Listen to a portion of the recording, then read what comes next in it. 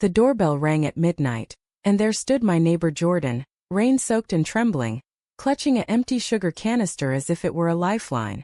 I let her in, offering a towel and a hot cup of tea, never imagining that simple act of kindness would unravel the threads of my carefully constructed existence. By dawn, as we talked through the night, I realized the sugar was just an excuse. She had come to borrow my heart, and in that moment my world tilted irreversibly. In the quiet suburb of Maplewood, New Jersey, where manicured lawns hid the secrets of middle-class lives, I, Millie Thompson, had built what I thought was an unshakable foundation. At 28, I worked as a high school English teacher, molding young minds with stories of resilience and truth, while my own life adhered to a script written by my conservative parents. My father, a retired pastor, and my mother, the epitome of homemaker perfection, expected me to marry soon, perhaps to that nice accountant from church they'd been pushing. But that rainy night in early spring changed everything. Jordan Hayes, my next-door neighbor for the past year, was a mystery wrapped in casual charm. 30 years old, with an athletic build from her job as a personal trainer, she had moved in after a messy divorce from her high school sweetheart. A man, or so the neighborhood gossip went. I'd seen her jogging at dawn, her short black hair tousled by the wind, her brown eyes focused and intense. We'd exchanged polite waves, small talk about the weather, but nothing more. Until that night. "Millie, I'm so sorry to bother you this late," she said. Her voice shaky as water dripped from her jacket onto my welcome mat. I need some sugar for my coffee. Can't sleep without it." Her eyes, red-rimmed, told a different story. I hesitated, glancing at the clock, 12:15 a.m., but the teacher in me couldn't turn away someone in apparent distress. "Come in," I said, stepping aside. "You look like you could use more than sugar." We ended up in my kitchen where I brewed tea instead. As she dried off, the conversation flowed unexpectedly. She confessed her ex-husband had shown up earlier, demanding reconciliation, dredging up old wounds. "I thought I was done with that life," she muttered, staring into her cup. "But here I am, alone in this big house, questioning everything." I shared a bit about my own pressures. Family dinners where my single status was dissected like a frog in biology class. For the first time I voiced the nagging doubt. Was this the life I truly wanted? By 3 a.m. the rain had stopped, but we hadn't. Jordan's laugh, genuine and freeing, echoed in my quiet home. As she left, borrowing not just sugar but a piece of my solitude, she hugged me impulsively. "Thanks for listening, Millie. You're a good neighbor." The warmth of her embrace lingered, stirring something unfamiliar. A flutter in my chest that I dismissed as exhaustion. The next day, guilt gnawed at me. I attended Sunday service with my parents, their voices praising traditional values ringing in my ears. "When are you bringing home a nice young man?" my mother asked over brunch. I smiled politely, but my mind wandered to Jordan. Was it wrong to feel connected to her? Society's lens, sharpened by my upbringing, labeled such thoughts as deviations. Yet, I found myself baking cookies that afternoon, using the excuse to return her canister. Knocking on her door, heart pounding, I was met with her bright smile. "Come in. I was just thinking about you." We talked again, this time about dreams deferred. Jordan revealed she'd always wanted to be an artist, but her marriage had stifled that. "I painted in secret," she said, showing me a canvas in her living room. A swirl of colors depicting freedom. Inspired, I admitted my own hidden passion for writing poetry, something my family deemed frivolous. Our meetings became routine. Coffee in the mornings, walks in the evening. The neighborhood noticed, whispers at the grocery store about those two single women spending too much time together. My best friend Sarah teased me over lunch. "You and Jordan seem close. Anything I should know?" I laughed it off, but inside turmoil brewed. Was this friendship or something more? The thought terrified me, clashing with the moral compass instilled by my parents. One evening, as we sat on her porch watching the sunset, Jordan took my hand. "Millie, I feel alive when I'm with you. It's like I've been asleep for years." Her touch sent electricity through me. I pulled away gently, heart racing. I don't know what this is. But I did. It was attraction, pure and undeniable, to another woman. That night, alone in my bed, I wrestled with shame. What would my family say? Society? God? The internal conflict escalated when my father invited me to a family gathering. Bring a date, he insisted. Panicked, I asked Jordan to come as a friend. Of course, she said, her eyes sparkling. At the event, amid relative scrutiny, Jordan's presence was a bomb. But when my cousin made a homophobic joke, I stayed silent, the weight of conformity pressing down. Jordan's face fell, and later in the car she confronted me. Why didn't you say anything? Does that not bother you? I defended myself weakly. It's family. I can't rock the boat. But her words pierced. Hiding who you are is rocking your own boat, Millie. That confrontation marked our first rift, forcing me to question my passivity. Was I betraying myself by silence? The price of fitting in suddenly felt too high. As weeks passed, our bond deepened despite the tension. Jordan pushed me to explore my feelings, sharing her own story of coming out to her family post-divorce. Rejection from her parents but eventual peace. It's hard but worth it, she said. Inspired, I started journaling my thoughts, admitting on paper what I couldn't say aloud. I was falling for her. Then came the betrayal. At a neighborhood block party, I overheard Jordan talking to an old friend. Millie is great, but she's so repressed. I don't know if she can handle this. The words stung like a slap. Was I just an experiment to her? Hurt, I confronted her later. Is that how you see me? Some project. Tears flowed as she explained. I was venting frustration. I care about you, but your indecision hurts us both. That night I made a decision to pull back. I avoided her calls, focused on work. But isolation amplified my inner chaos. My students noticed my distraction. One even asked if I was okay. The irony. Teaching literature about self-discovery while denying my own. The void left by Jordan's absence was a chasm. Days blurred into weeks, my routine a shield against the ache. At school, I threw myself into lesson plans, dissecting novels where characters faced moral dilemmas. Choices between love and duty, self and society. Yet hypocrisy burned. How could I guide teens through identity crises when mine raged unresolved? My family sensed something amiss. Over dinner, my mother probed. You've been distant, honey. Is it a man? I nearly laughed at the assumption. Just work stress, I lied. But the lie festered, eroding my integrity. One evening, unable to bear the solitude, I drove to a local LGBTQ+ support group. Anonymity my cloak. There, stories of struggle and triumph mirrored my turmoil. A woman shared how hiding her sexuality cost her years of happiness. The real betrayal, she said, is to yourself. Emboldened, I texted Jordan. Can we talk? She replied instantly. My door's open. Arriving at her house, the familiarity hit hard. We sat in her living room. The same canvas of freedom mocking my hesitation. I missed you, she admitted. But I can't keep waiting for you to decide. Her honesty forced mine. I'm scared, Jordan. Of losing my family, my job, everything. We talked for hours, dissecting fears. She revealed her own doubts. After her divorce, she'd vowed no more complicated relationships. But you make me want to try, she said. In that vulnerability, I leaned in, our lips meeting softly. It was a kiss born of truth, not passion, sealing a pact to navigate this together. Yet, the high was fleeting. Reality intruded. Word spread subtly. A colleague at school mentioned seeing us at a cafe. Close friends? She asked, eyebrow raised. Paranoia set in New Jersey's progressive veneer hit pockets of conservatism. My principal, a devout Christian, had once spoken against alternative lifestyles in staff meetings. Job security loomed as a threat. Family pressure mounted. My sister, Emily, visited unexpectedly. Mom's worried. Says you're acting strange. I confided partially. There's someone. But it's complicated. Her eyes widened. A woman. Shock turned to concern. Millie, think about Dad. This could break him. Her words echoed societal judgment, amplifying my guilt. Was loving Jordan a sin against family? A turning point came at a family reunion. Jordan insisted on coming. To support you. Tension simmered as introductions were made. My father shook her hand stiffly, mother polite but distant.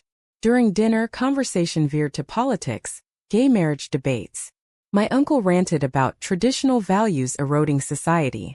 I felt Jordan's hand under the table, squeezing mine. Gathering courage, I spoke. Love is love, Uncle Ray. It doesn't erode, it builds. Silence fell, then uproar. My father pulled me aside. What has gotten into you? This isn't how we raised you. Hurt, I defended. Maybe it's time to question that raising. The confrontation shattered illusions. My parents' love felt conditional. Driving home with Jordan, tears streamed. I just lost my family, I whispered. She held me. Or gained your truth. But the cost escalated. Days later, my principal called me in. There are rumors, Millie. Parents complaining about influences on students. No proof, but the implication clear. Conform or risk your career. Panic gripped me. Jordan urged fighting back, but fear won. I distanced myself again, canceling dates, citing work. Betrayal struck from Jordan's side. Frustrated, she reconnected with an ex-girlfriend from college, seen together at a bar. Neighborhood gossip reached me. Jordan's moving on. Confronting her, rage boiled. How could you? She countered. You push me away. I need someone who chooses me fully. The argument exposed cracks. My indecision her trigger, her impatience my wound.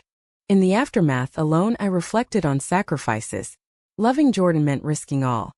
Family ties, professional stability, societal acceptance. Was it worth it?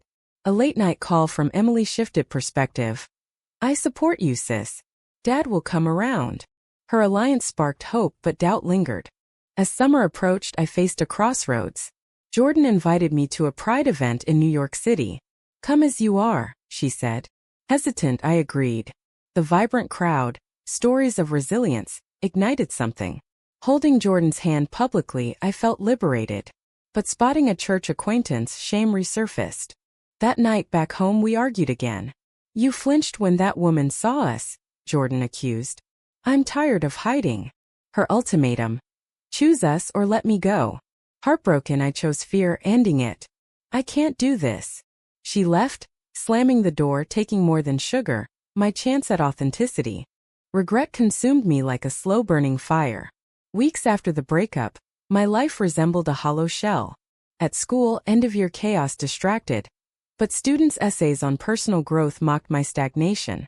One girl wrote about coming out to her parents, facing rejection but finding strength. Inspired by you, Miss Thompson, she noted. The irony stung. How could I inspire when I cowered? Family dynamics fractured further. My father avoided calls, mother sent passive-aggressive texts about praying for guidance. Emily became my lifeline, sneaking visits. You're miserable without her, she observed. Fight for what you want. Her words echoed, but societal chains held tight. News headlines about anti-LGBTQ+ legislation in other states amplified fears. New Jersey felt safe, but prejudice lurked. Jordan's house stood dark most nights. Rumors said she was dating someone new. Jealousy twisted my gut. One evening, impulse drove me to her door. She answered, surprise softening her features. Millie? What do you want? Vulnerability poured out. I made a mistake. I miss you. But she was guarded. You hurt me. How do I trust this? We rebuilt slowly, starting as friends. Walks turned confessional. Her fears of another failed relationship. My battles with internalized homophobia. Therapy, suggested by Emily, became my outlet. Sessions unearthed childhood indoctrination. Sunday school lessons equating difference with sin. You're not broken, my therapist affirmed. Society's narrative is. Progress faltered when my principal issued a warning. Be discreet, Millie. We value you, but controversy affects enrollment. The veiled threat ignited anger. For the first time I considered quitting, envisioning a life unapologetic. Jordan supported. You deserve better. Her encouragement clashed with my caution. A major confrontation loomed at my parents' anniversary party. Inviting Jordan as my partner was a declaration. Arriving hand in hand, whispers erupted. My father confronted us in the backyard. This is unacceptable. Choose her or us. The ultimatum shattered me. Dad, I love her. And I love you. Why can't it be both? Tears fell as he walked away, mother following, torn. The fallout was swift. Disinvitation from family events, cold silence. Pain radiated, but Jordan's embrace soothed. We'll build our own family, she whispered. Yet doubt crept. Was alienating blood worth this? Society's judgment amplified isolation. Stares at the grocery store. A parent's email withdrawing their child from my class. Betrayal came unexpectedly from Sarah, my supposed best friend. Over coffee, she revealed. I told your principal about you and Jordan. For your own good. You're throwing away your life. Stunned, I severed ties. That's not friendship, that's control. The loss compounded grief, highlighting how relationships fracture under pressure. Amid chaos, a moment of awakening. At a school assembly on diversity, I spoke unscripted. True education teaches acceptance, including of ourselves. Applause followed, but so did backlash. A petition from conservative parents. The school board meeting became my battleground. Testifying, I shared my story vaguely. Hiding who I am hurts more than any judgment. Jordan sat in the audience, her presence fortifying. The board ruled in my favor, citing anti-discrimination policies. Victory tasted bittersweet, job secure but reputation tarnished. Jordan celebrated with me, but tension simmered. You almost lost everything for us, she said gratefully. Yet I questioned, was this love or a series of damages? As fall arrived, our relationship stabilized but scars remained. A weekend getaway to the Poconos offered respite. Amid nature's beauty, we vowed commitment. No more hiding, I promised. But returning, reality hit. My father suffered a minor heart attack, stress-induced. Mother blamed on family strife. Guilt overwhelmed. Visiting the hospital, I faced him. I'm sorry for the pain, but not for who I am. His response, weak but poignant. I don't understand, but I don't want to lose you. A crack in the wall, hinting at reconciliation. Jordan's own family reached out. Her mother, post-divorce reflection, apologized for past rejection. Seeing you happy changes things. The parallel paths underscored growth's cost. Yet, a final twist. Jordan received a job offer in California, a dream opportunity. Come with me, she urged. The choice loomed. Uproot life, leave mending family, stable job. Indecision returned, threatening to unravel us again. The job offer hung like a storm cloud, forcing decisions I'd evaded. Jordan's excitement clashed with my anchoring roots. This could be our fresh start, she argued. Away from judgments. But New Jersey held my world. School, Emily, tentative family bridges. What about the life we're building here? I countered. Debates intensified, exposing differing priorities. Her wanderlust versus my stability. Internal conflict peaked during therapy. Fear of change mirrors fear of self, my therapist noted. Journaling revealed patterns, always choosing safety over risk. Jordan's impatience grew. I love you, but I can't stay stagnant. Her words echoed past betrayals, pushing me toward a precipice. Family intervention complicated matters. Emily mediated a meeting with our parents. In their living room, emotions erupted. We raised you to follow God's path, Father said. Mother added. We're scared for your soul. Jordan, present at my insistence, defended. Love isn't a sin, hate is. The clash highlighted moral divides, their faith versus our reality. A breakthrough, Father admitted. I've been reading, talking to the new pastor. Maybe I was wrong. Tears flowed as hugs mended fissures. But the price? Ongoing therapy for all. Awkward dinners rebuilding trust. Society's shadow lingered. Cousins unfriended me online. Church friends distanced. At work, post-board victory, I thrived, incorporating inclusive curricula. Students confided struggles, my openness a beacon. Yet, a colleague's snide remarks reminded. Acceptance isn't universal. Jordan's deadline approached. Decide, Millie. Pressure mounted, leading to our biggest fight. You're asking me to sacrifice everything again. I yelled. She retorted. And you're asking me to give up my dreams. Storming out, I wandered the neighborhood, reflecting on journeys. From that midnight borrowing to this crossroad. Awakening came via an unexpected source. A student's project on ethical dilemmas. Sometimes the right choice hurts, she presented. Inspired, I realized. Loving Jordan meant embracing change. Reconciling, I proposed compromise. I'll go with you, but let's plan it right. Joy lit her face, but reality tempered. Quitting my job, selling my house, informing family. The announcements brought mixed reactions. Emily supportive, parents concerned but accepting. We'll visit, Mother promised. Packing unearthed memories, the sugar canister, now a symbol of beginnings. As moving day neared, doubts resurfaced.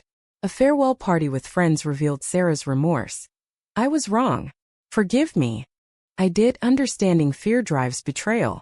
The drive cross-country was a metaphor, leaving comfort for unknown. In California, Jordan's new job energized her. I found freelance writing gigs, channeling experiences into articles on LGBTQ+ issues. But homesickness hit, amplified by family calls. We miss you, Father said at first. Adjustment strained us. Jordan's long hours left me isolated in a new city. Is this what you wanted? I asked during an argument. Her response: we're building something real. Yet, loneliness bred resentment. A crisis peaked when Emily called. Dad's health is declining. Come home. Torn, I flew back, Jordan staying behind. At the hospital, reconciliation deepened. I'm proud of you, Father whispered. The visit clarified. Home isn't place but people. Returning, I confronted Jordan. I need balance. Visits home, maybe part-time there. She agreed, compromise forging stronger bonds. But the damage? Months of tension, testing limits. As we settled, reflections on costs emerged. Lost friendships, family rifts mended at expense of time, career shifts demanding reinvention. Was the awakening worth the wounds? Life in San Francisco brought vibrancy. Diverse communities embracing us without question. Jordan flourished at her gym, training celebrities, her confidence soaring. I published my first essay collection on identity struggles, drawing from our saga. Reviews praised the raw honesty, but vulnerability exposed old scars. Yet, peace remained elusive. Phone calls with family revealed lingering tensions. Mother's subtle hints about grandchildren the natural way. Society's progress felt superficial. News of setbacks in LGBTQ+ rights nationwide stirred anxiety. We fought for this, Jordan reminded, but doubt whispered. At what price? A pivotal moment.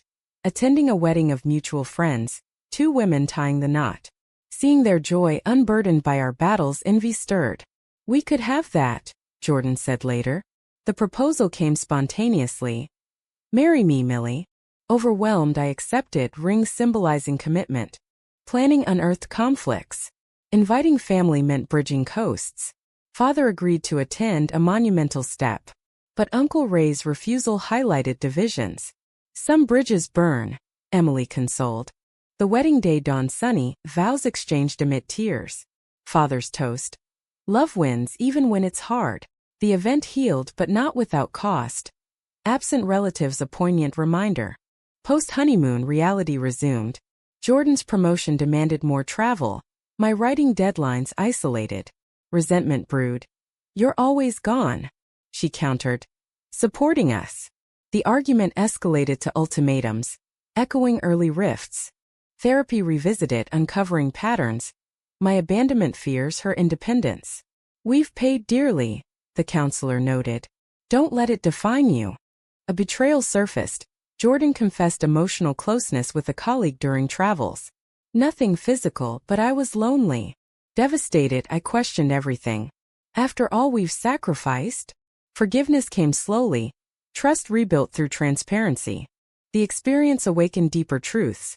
Relationships demand ongoing choice, not one-time heroism. Family fully embraced us. Father even joined a support group for parents.